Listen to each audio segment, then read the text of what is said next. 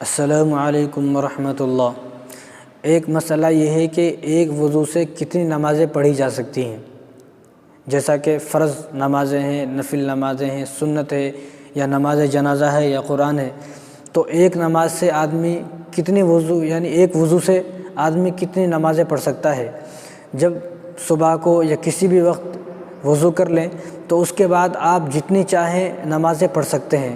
آپ ایک وضو سے جو ہے اسی وضو سے فجر پڑھیں، اگر آپ کا وہ وضو ظہر تک نہیں ٹوٹا باقی ہے تو آپ اسی وضو سے ظہر کی نماز ہی پڑھ سکتے ہیں۔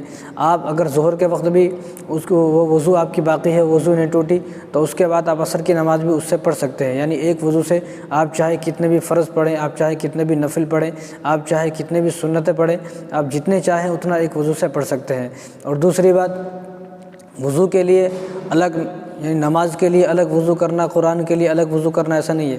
ایک وضو سے آپ اسی وضو سے قرآن پڑھ سکتے ہو، اور اسی وضو سے آپ نمازی پڑھ سکتے ہو، اور اسی وجہ سے آپ اگر اسی وضو سے اگر جنازے کی نماز آئے گی تو نماز جنازہ بھی پڑھ سکتے ہیں، اور اسی وجہ سے جو ہے اسی وضو سے جو ہے تسبیحات بھی پڑھ سکتے ہیں۔ یعنی ایک وضو سے آپ قرآن، نماز سب کچھ پڑھ سکتے ہیں۔ ایسا نہیں کہ نماز کے لیے الگ وضو رہتی ہے اور قرآن کے لیے الگ وضو، ایسا نہیں، بلکہ ایک ہی وضو سے آپ اسی وضو سے قرآن، نماز، تسبیحات، نماز جنازہ اور نفل ہے اور وتر ہے، صلاۃ التسبیح کی نماز ہے، ایک ہی وضو سے آپ چاہے جتنی بھی نمازیں پڑھ سکتے ہیں۔